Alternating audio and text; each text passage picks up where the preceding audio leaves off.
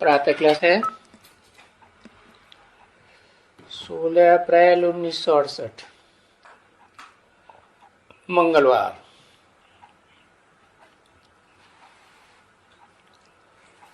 ओम शांति। बाप बैठ करके बच्चों को समझाते हैं। कभी खड़े खड़े समझा दें तो नहीं चलेगा, है? लेटे लेटे समझा दें तो नहीं चलेगा, है? क्यों कहते हैं बार बार बैठ करके समझाते हैं? है कोई कारण?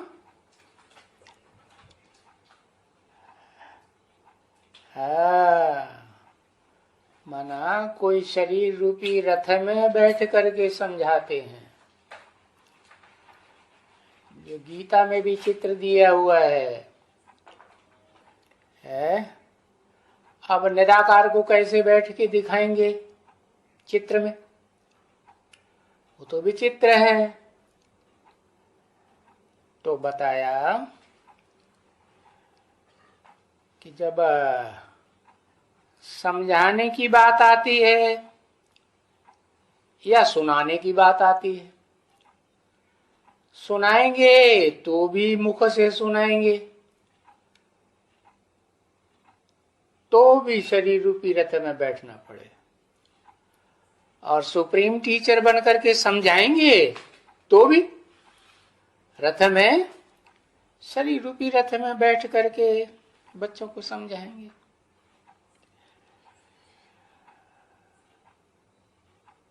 और समझाएंगे भी किसको? है समझाने वाला कौन है? जो समझाने वाला है वो निराकार है। तो बच्चे भी कैसे होने चाहिए? है देवान में रहने वाले, साकारी स्टेज में रहने वाले बच्चे समझेंगे? है सारा दिन देह भान में रहते हैं तो उनकी बुद्धि में बैठेगी बात? है नहीं बैठेगी।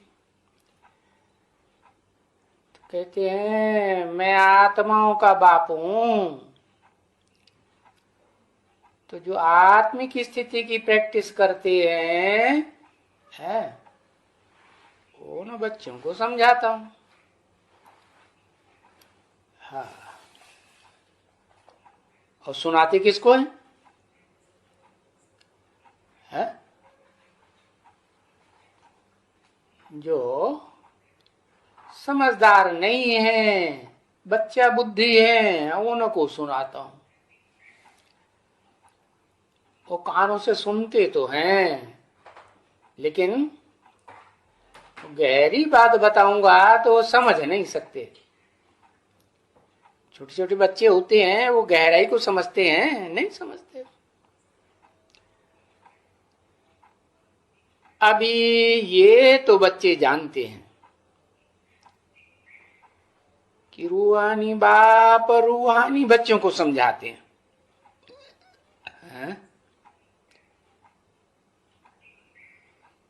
कब जानते हैं? अभी। अभी माने कभी? है अभी माने तब जब कलयुग का अंत होता है और सतयुग की आदि होने वाली होती है। क्योंकि नई दुनिया की आदि करने वाला तो वो एक ही है जो बैठ करके समझाते हैं शरीर रूपी रथ में। कब समझाते हैं? जब कलयुग का अंत होना होता है, सतयुग की आदि होने होती है, तब ही समझाते हैं। सुनाते हैं पहले फिर समझाते हैं। तो कब सुनाते हैं? अभी। अभी माना जैसे और धर्म पिताएं ज्यादा से ज्यादा 100 वर्ष के अंदर अपना अपना धर्म स्थापन करके चले जाते हैं, शरीर छोड़ देते हैं, दूसरा जन्म लेते हैं। ऐसे ही ये सुप्रीम सोल बाप भी है, जिन बच्चों को जानकारी देते हैं वो बच्चे यही बच्चे हैं, है रूहानी बच्चे, रूहानी बाप के रूहानी बच्चे। तो उन्हीं को समझाते हैं, इसलिए बताते हैं मैं तुम बच्चों से बात करता हूं, ये ब्रह्मा तो बीच में सुन लेता है। माना सुना काहे से जाता है? कान से सुना जाता है। तो ये तो सिर्फ सुनता है, समझता गहराई की बात को समझता नहीं है। तो बाप रूहानी बच्चों को समझाते हैं क्या, ये जो मुरली है ना, जो मैं मीठी मीठी ज्ञान की तान सुनाता हूं, ये मीठी मीठी ज्ञान की तान को सिर्फ सुनकर के संतुष्ट नहीं होना है। क्या करना है? बार बार सुनना है, या बार बार पढ़ना है, या एक बार सुन लिया बस काफी है?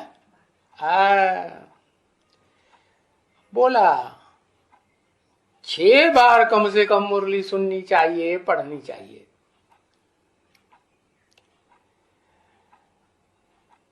तो अभी रूहानी बाप और रूहानी बच्चे हैं। अभी माने कभी वाणी कब की है? वाणी तो 68 की है। तो 68 में उस समय रूहानी स्टेज में रहने वाला कोई बच्चा था? कोई नहीं था।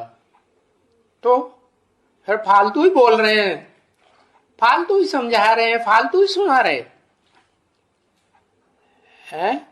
हाँ, रूहानी स्टेज में रहने वाली लक्ष्मी बनने वाली आत्मा जो है वो तो परा प्रकृति है ना, परे ते परे स्टेज में रहने वाली प्रकृति है। एक होती है अपरा प्रकृति, देवान में रहने वाली, और दूसरी है आत्मिक स्टेज में रहने वाली। तो अभी रूहानी बाप और रूहानी बच्चे, तो क्या एक ही होगी लक्ष्मी जैसी?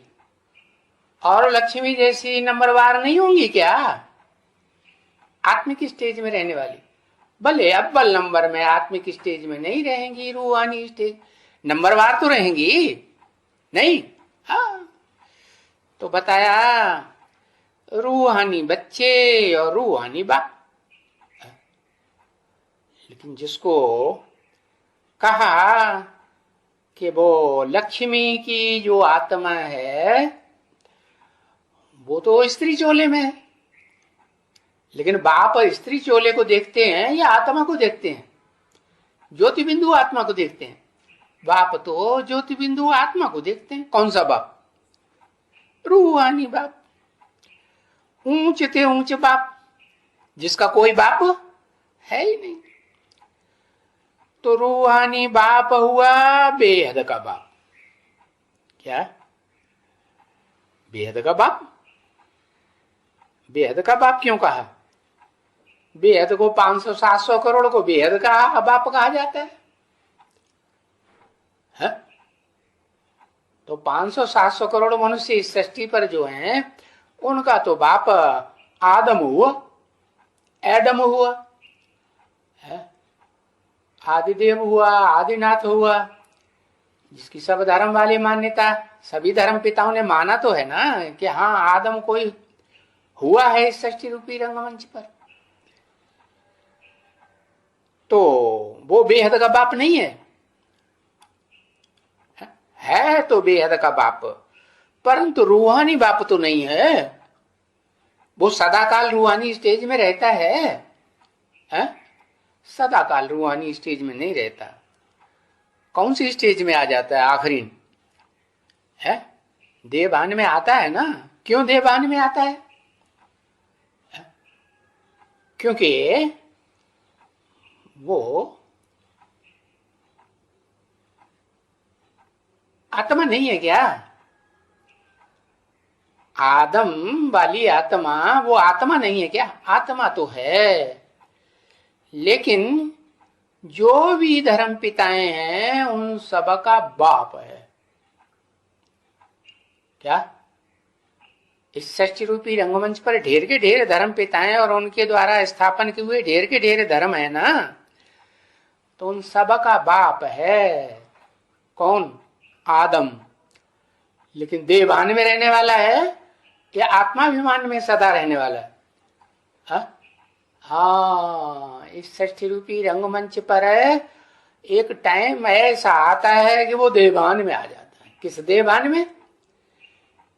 कि बुद्धिमानों की बाप बुद्धि जो कहा जाता है, जो सिर्फ बुद्धि है? उसको मन है?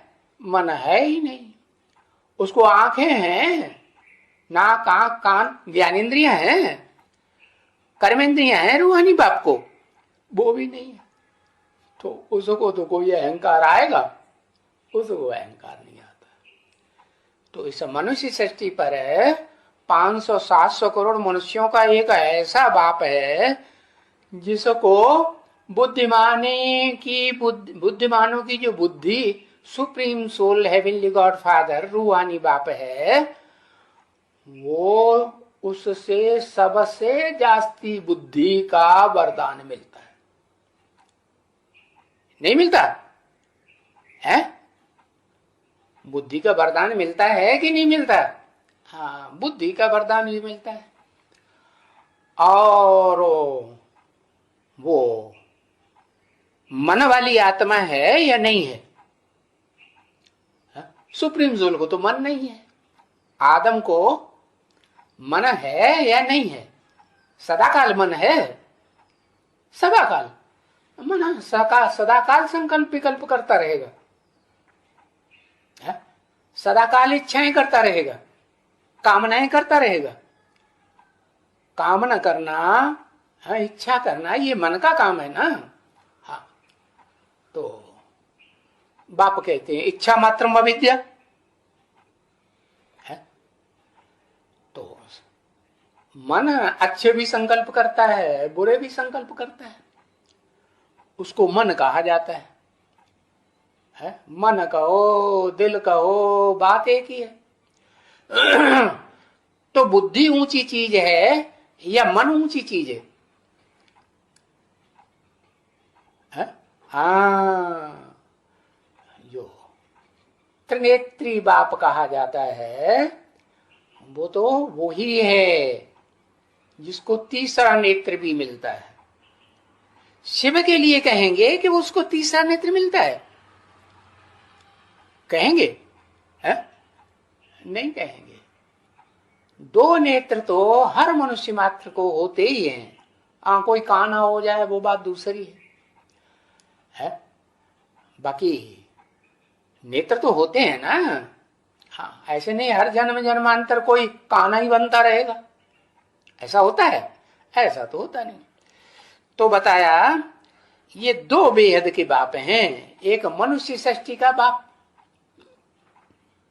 उसको बुद्धि भी है, बुद्धिमानों की बुद्धि बाप से, रूहानी बाप से बुद्धि मिली है।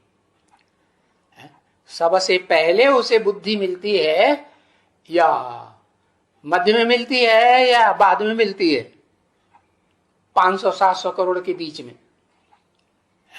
सबसे पहले है। तो इसलिए वो बेहद का बाप है। मनुष्य सृष्टि का बेहद का बाप। उसको जितने भी मनुष्य मात्र हैं उनको मन जरूर होता है। मनुष्य कहा ही तब जाता है जब मनु की औलाद बने। मनु की औलाद को मनुष्य कहा गया। अगर मनुष्य मनन चिंतन मंथन न करे तो जानवर में और मनुष्य में कोई अंतर है? है कोई अंतर? हाँ। तो इसका मतलब ये हुआ कि सृष्टि रूपी रंगमंच पर जो भी 500-700 करोड़ मनुष्य आत्माएं हैं उनको सबको अपना मन होता है और सबको इच्छाएं होती है, अच्छी या बुरी।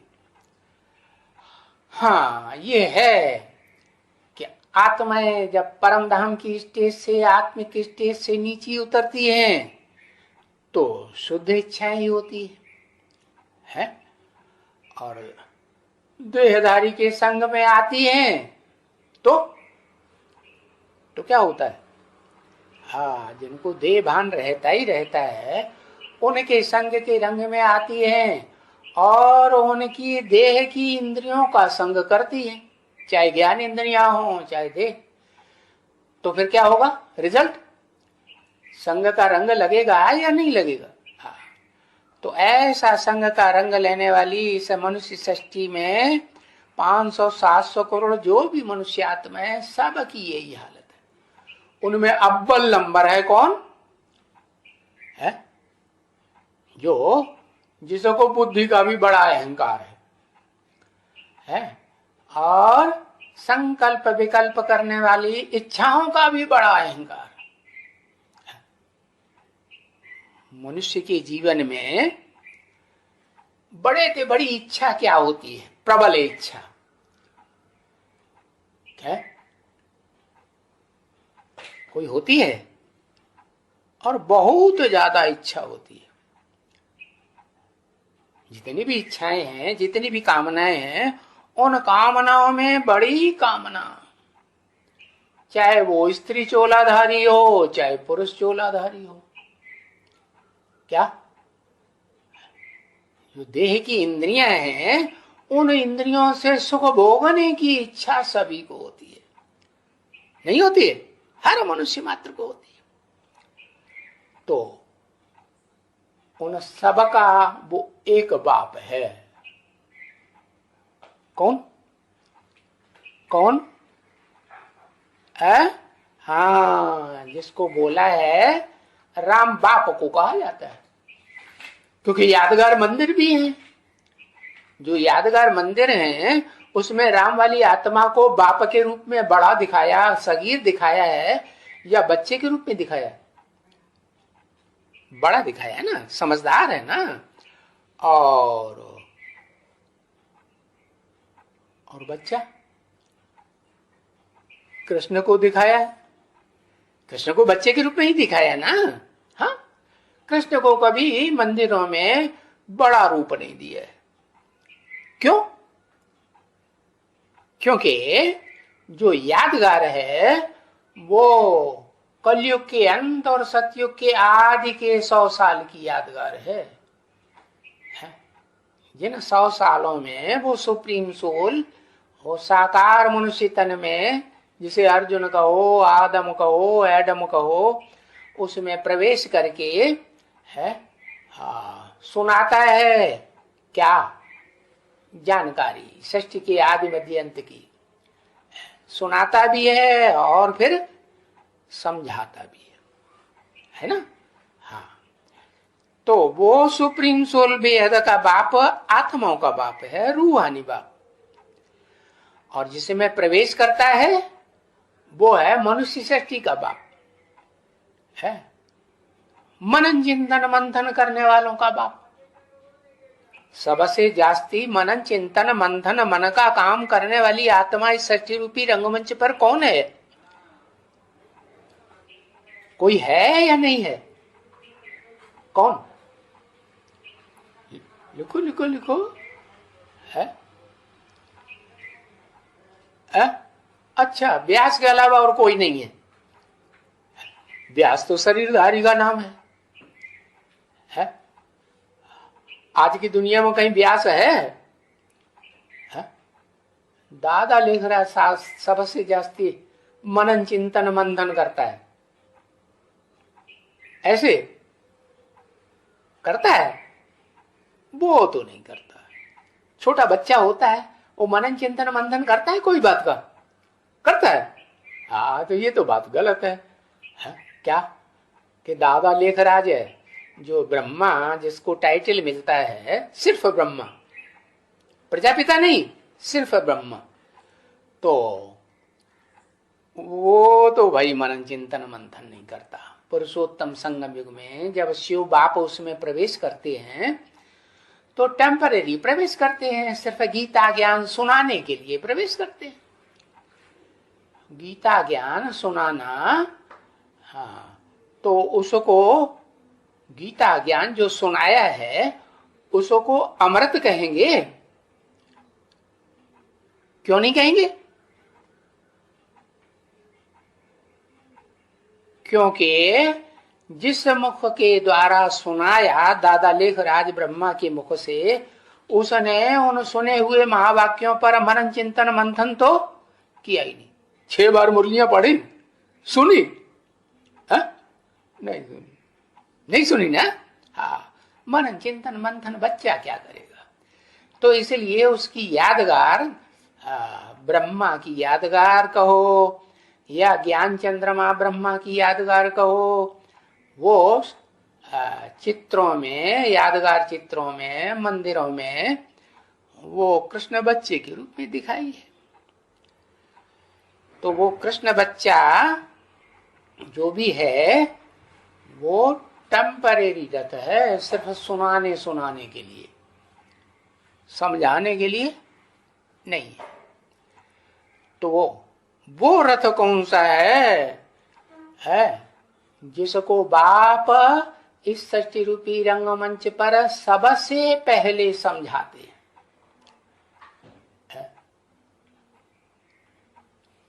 और कब समझाते हैं? तब समझाते हैं जब वो अपन को ज्योति बिंदु आत्मा की प्रैक्टिस करना शुरू कर देता है। हाँ, और ज्योति बिंदु आत्मा की प्रैक्टिस करना अलग बात है, और कुछ न कुछ आत्मिक स्टेज में टिकना, और हर आत्मिक स्टेज में रूहानी स्थिति में टिक करके मनन चिंतन मंथन करना आत्मा का है कि मैं आत्मा इस सृष्टि रूपी रंगमंच पर कौन सा पार्ट बजाने वाली आत्मा हूं। मनन चिंतन मंथन तो मनुष्य ही करेगा, तो मनुष्यों में से तो हूं, लेकिन मनुष्यों में भी मैं कौन सी आत्मा हूं? इस मनुष्य सृष्टि पर अंत में आने वाली आत्माओं में से हूं, मध्य में आने वाली आत्माओं में से हूं, या आदि में आने वाली आत्माओं में से हूं? हाँ, तो बाप कहते हैं मैं रूहानी बच्चों को समझाता हूं, जिस्मानी बच्चों को नहीं समझाता हूं। तो दादा लेखराज वाली आत्मा तो जब से जन्म लेगी सृष्टि रूपी रंगमंच पर, पहला जन्म लेगी, तो वो तो बच्चा ही बन के पैदा होगी ना, है? कि बड़ा रूप में पैदा होगी? बच्चा ही रूप में पैदा होगी ना। तो उस बच्चे को जन्म देने वाला कोई होगा या नहीं होगा? है? कौन? क्योंकि वो बच्चा तो है, देखो लक्ष्मी नारायण के चित्र के नीचे ही दिखाया है कि वो बच्चा तो सुख लेने का आदी है, उसे सुख तो जरूर चाहिए, है? भले कर्म इंद्रियों का सुख मिले या ज्ञान इंद्रियों का सुख मिले, और या ज्ञान इंद्रियों में सबसे ऊंची से ऊंची जो इंद्रिय है आंख, उसका सुख मिले। तो देखो ये लक्ष्मी नारायण के चित्र में दिखाया ना, हाँ? कोई बच्चा बुद्धि ऐसे बच्चे कोई आत्माएं हैं इस चित्र में दिखाई हैं? कौन है? ऊपर खड़े हुए लक्ष्मी नारायण हैं या नीचे उनके जो बच्चे हैं वो हैं?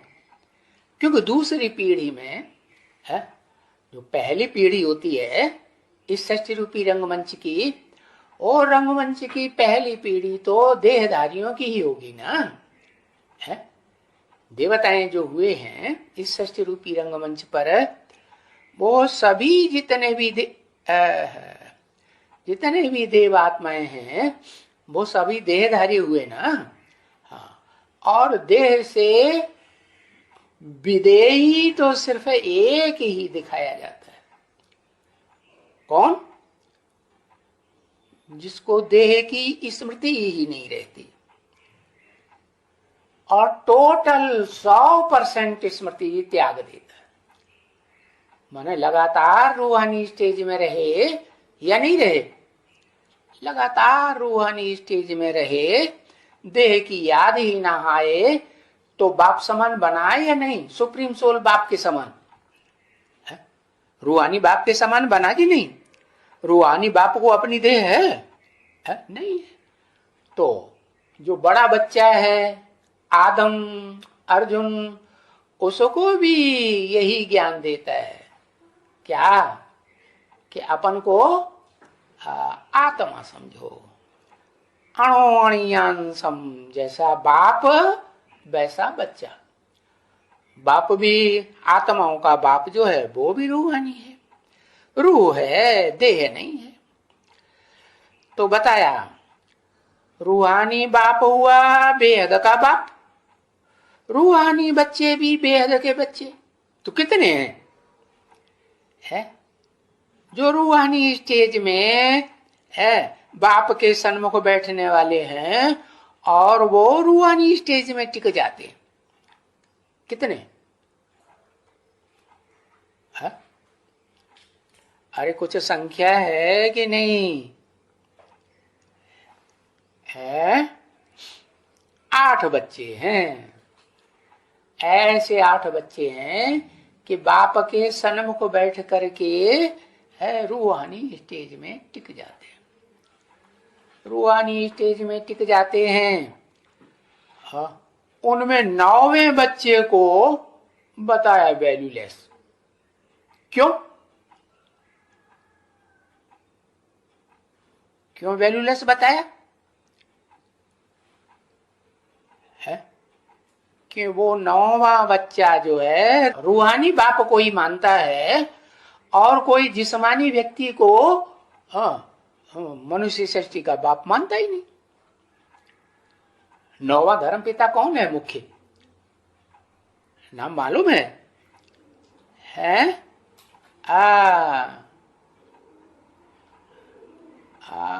क्या? आर्य समाज। आर्य समाज तो धर्म का नाम है, पंथ का नाम है? दयानंद। क्या? जो दयानंद है वो सृष्टि रूपी रंगमंच का वो धर्म पिता है जो रूह को तो मानता है कि आत्मा है, लेकिन ऐसे किसी व्यक्ति को बाप नहीं मानता जो देहधारी भी हो। धर्म पिताओं में तो देह भान होता है, देह अहंकार होता है कि मैं इस सृष्टि रूपी रंगमंच पर ऐसा बाप हूं जिसका कोई मुकाबला मेरे रहते रहते नहीं कर सकता। जो भी धर्म पिताएं आए हैं उन्होंने अपने जीवन काल में अपने से बड़ा किसी को, अपना बाप किसी को माना नहीं माना। तो बताया सुप्रीम सोल बाप कहते हैं कि ऐसा तो कोई मनुष्य मात्र होता ही नहीं इस दुनिया में है जिसको देह ही देह हो और अव्यक्त मन न हो और बुद्धि न हो। क्या? मन और बुद्धि व्यक्त है, आंखों से देखने में आती है या आंखों से देखने में नहीं आती? देह देखने में आती है, देह की ज्ञानेंद्रियां देखने में आती हैं, देह की कर्मेंद्रियां देखने में आती हैं। लेकिन मनुष्य के अंदर जो मन है और जो बुद्धि है फैसला करने वाली बुद्धि, परखने वाली बुद्धि और जो संकल्प विकल्प करने वाला मन है, वो देखने में आता है? देखने में नहीं आता। तो उसको अव्यक्त कहा जाता है। हाँ, उसको व्यक्ति नहीं कहेंगे। व्यक्त तब कहें जबकि कोई शरीर धारण करे। तो बताया कोई शरीर छोड़ता है? मुर्दा बन जाता है ना, तो उसमें मन बुद्धि रहती है? रहती है? मन बुद्धि नहीं रहती है? क्या चीज निकल गई? इंद्रिया सारी है, ज्ञान इंद्रिया भी है, कर्म इंद्रिया भी है, सारा शरीर है, सारे शरीर के अंग हैं। क्या निकल गई? कौन सी ताकत निकल गई? मन बुद्धि की ताकत, जो इन आंखों से देखने में नहीं आती, वो निकल गई। उस मन बुद्धि की शक्ति को ही कहा जाता है रूह। क्या कहते हैं? जो रूह है वो रूह चैतन्य है। मन उसको जड़ कहेंगे या चैतन्य कहेंगे? इस मनुष्य सृष्टि रूपी रंगमंच पर ऐसा मन वाला कोई नहीं है जो सदा काल रहे मन के साथ। कोई है? और ऐसा कोई है जिसकी बुद्धि सदा काम करे? ऑलराउंड सृष्टि रूपी रंगमंच पर बुद्धि काम करती रहे, परखने का काम करती रहे, फैसले का काम करती रहे, राइट रंग का काम करती रहे। ऐसा कोई है? कौन है?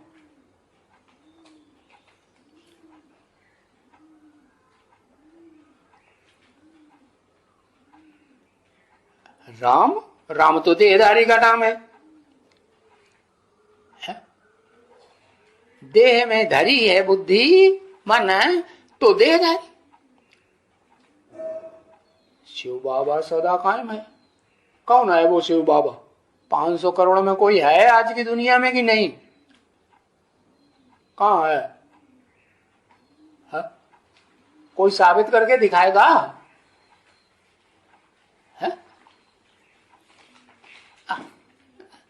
कोई प्रूफ और प्रमाण सहित है साबित करके नहीं दिखाएगा तो थोड़े ही मानेगा कोई है? आज तो बुद्धिमानों की दुनिया है, वो बिना प्रूफ और प्रमाण के कोई बात मानने के लिए तैयार ही नहीं होते है। हाँ, मेरा परिचय मेरे सिवाय कोई दे नहीं सकता, तो वो कौन मनुष्य है जो कहता है कि मेरा परिचय मैं ही देता हूं? कोई है? हा? कौन है?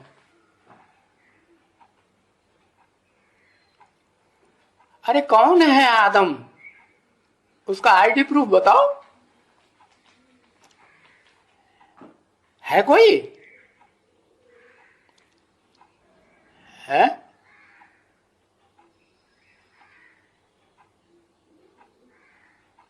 फर्रुखाबाद की तरफ है। चलो ढूंढ के ला।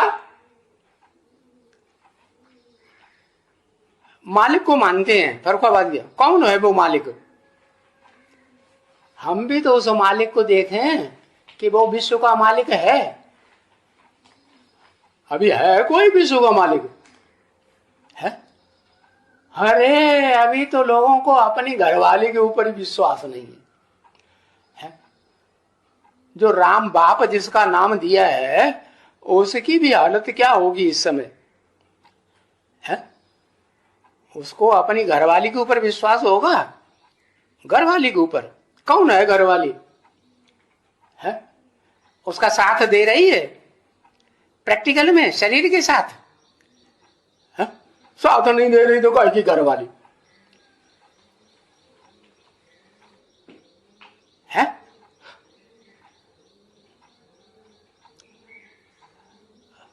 मन बुद्धि से साथ दे रही है। मन बुद्धि से पहचान लिया उसने? है? कहाँ है? तो फिर उसके नजदीक क्यों नहीं रहती है? दूरबाज खुशबाज सन्यासी क्यों बनी पड़ी है? लक्ष्मी नारायण का चित्र, चित्र तो जड़ होता है, चित्र को चैतन्य थोड़े ही कहेंगे, है? एक दूसरे को है, एक दूसरे को देवता नहीं कहेंगे, एक दूसरे को देखता नहीं है, एक दूसरे को देखता नहीं है। अरे एक दूसरे को देखता ही नहीं है तो फिर ज्ञान कैसे लेगा बिना देखे? है? ज्ञान लेगा या नहीं लेगा? अरे आत्मा जब तक ज्ञान न ले, कोई मनुष्य आत्मा, तब तक उस वो आत्मा जो है अपने को ज्योतिबिंदु आत्मा समझेगी?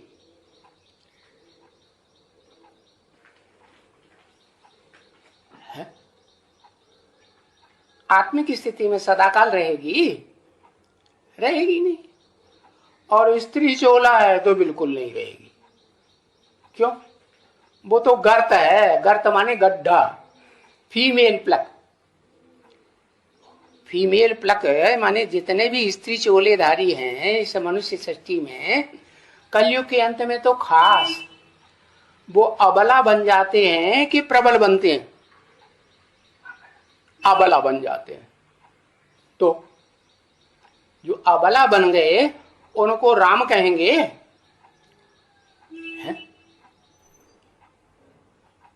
राम उसे कहा जाता है जो प्रबल हो। पुरुष का नाम है राम या स्त्री चोले का नाम है? पुरुष का नाम है। तो प्रबल है इसका मतलब बुद्धि भी प्रबल है, उसका मन भी प्रबल है, उसकी ज्ञानेंद्रियां भी प्रबल हैं और उसके कर्मेंद्रियां भी प्रबल हैं। किसके मुकाबले? है? किसके मुकाबले? लक्ष्मी कहो, जगदम्बा कहो या इस मनुष्य सृष्टि का कोई भी मनुष्य मात्र कहो, उन सब के मुकाबले उसकी बुद्धि, हाँ उसका मन है, उसकी ज्ञानेंद्रियां, उसकी कर्म इंद्रियां ज्यादा प्रबलता का पार्ट प्रैक्टिकल में बजा के दिखाएंगी या नहीं दिखाएंगी? तो बताया कि बच्चे बेहद के हुए रूहानी। तो मनुष्य सृष्टि में जो भी मनुष्य मात्र हैं उनको रूहानी मनुष्य अभी नहीं कहेंगे, रूहानी स्टेज में टिकने वाले नहीं कहेंगे। तो सभी बच्चे, क्योंकि सभी बच्चों की सदगति करनी है, किसको?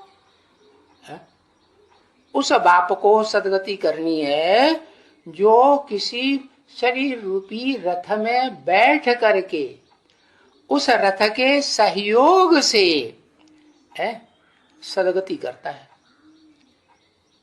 सदगति साकार में करेगा, साकार शरीर धारण करके करेगा कि बिना शरीर साकार के सदगति हो जाएगी? सदगति कहा ही जाता है सच्ची गति। सत माने सच्ची। कैसी गति? शरीर भी हो और आत्मा भी हो, दोनों का मेल हो तो उसे कहा जाता है मनुष्य। अब वो सुधरा हुआ मनुष्य देवता कहा जाए या बिगड़ा हुआ मनुष्य राक्षस कहा जाए, ये दूसरी बात है। तो बताया बच्चे तो सभी हैं, क्योंकि सभी बच्चों की सदगति करनी है।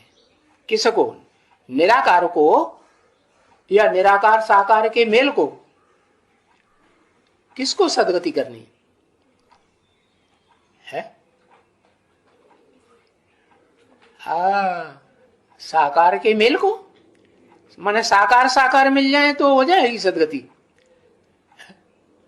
वो निराकार जो सदा निराकारी स्टेज में रहता है, रूहानी स्टेज में रहता है, और वो जो इस सृष्टि रूपी रंगमंच पर सदा काल देह के साथ भी है, उसकी देह खलास ही नहीं होती। चाहे सूक्ष्म शरीर चाहे स्थूल शरीर रहता जरूर है क्या? लेकिन ये बात दूसरी है कि वो भूल जाता है। क्या ऐसा पुरुषार्थ रूहानी बाप आकर सिखाते हैं क्या कि तुम अपन को देह न समझो, तुम सदाकाल इस सृष्टि पर रहने वाली पार्ट बजाने वाली आत्मा क्या हो? रूह हो। तो बताया ऐसे बच्चों की सदगति करनी है। कैसे बच्चों की सदगति होती ही तब है जब कहा जाए कि देह भी हो और आत्मा का कॉम्बिनेशन हो, दोनों का मेल होगा तो सदगति होगी। शिव बाप के लिए कहेंगे कि उसकी सदगति होती है? उसकी कभी दुर्गति होती है? उसकी दुर्गति नहीं होगी तो सदगति क्या होगी? तो सृष्टि रूपी रंगमंच पर एक भी मनुष्य मात्र नहीं है जिसकी दुर्गति न होती हो और जिसकी सदगति न होती है। कोई कोई है? हाँ हो तो पहचान लिया हो तो बताओ। है? अभी कोई नहीं है, क्योंकि खुद सदगति करने वाला होगा तो दूसरों की भी सदगति करेगा। अपनी सदगति नहीं कर सकता है तो दूसरों की सदगति करेगा? करेगा। और सदगति दाता एक ही है कि अनेक हैं? एक ही है, लक्ष्मी। लक्ष्मी वाली आत्मा वो उसको सदगति दाता कहें?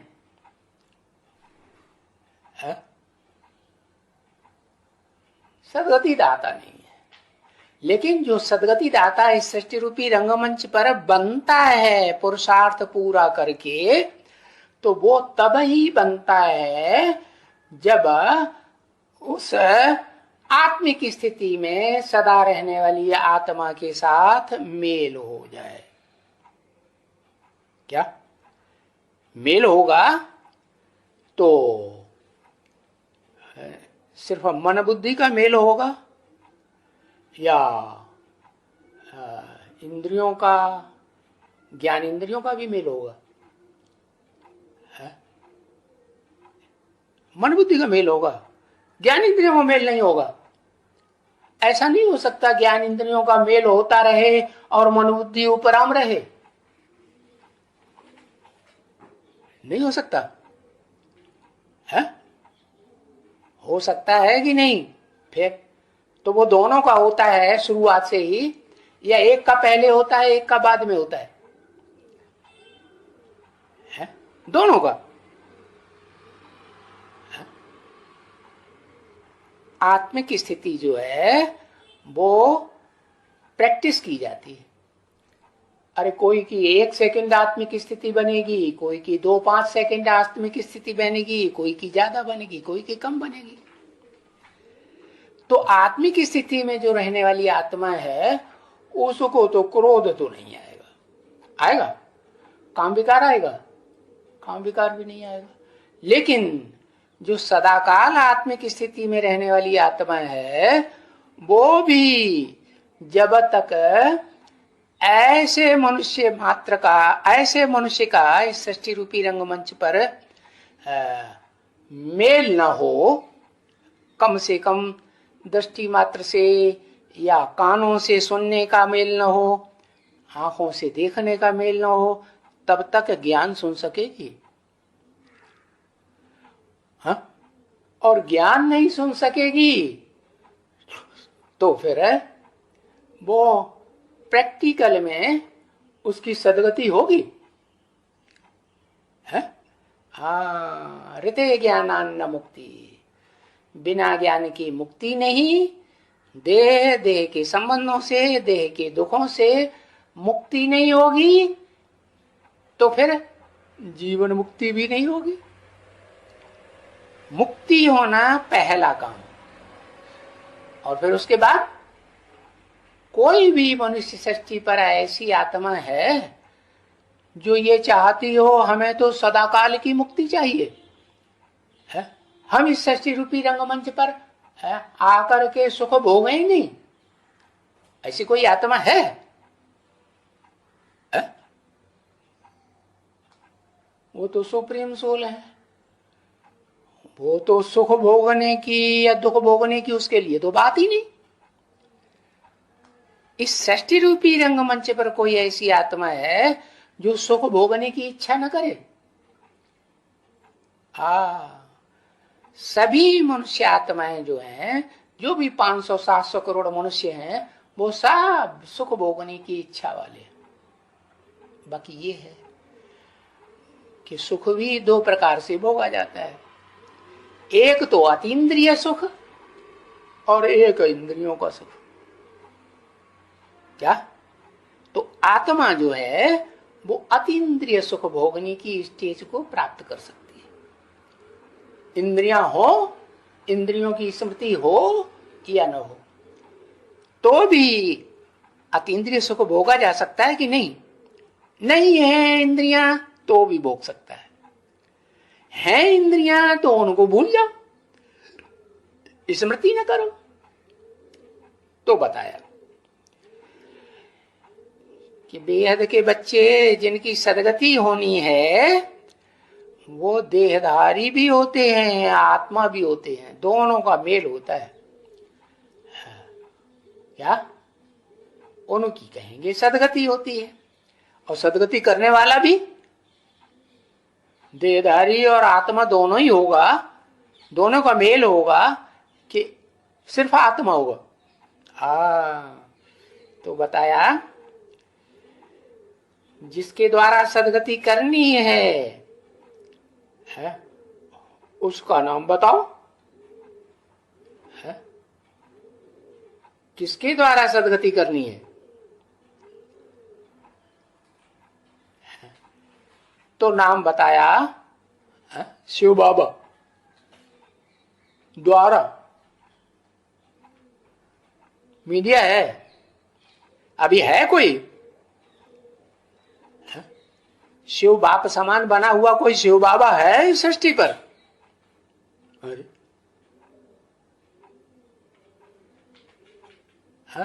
सबका सदगति दाता राम।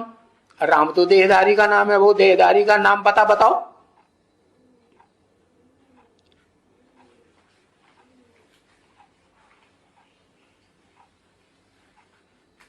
पक्का पक्का बताना पड़े, प्रूफ और प्रमाण सहित। है जो देह को भूल गया हो, देह को भूले तो शिव बाबा।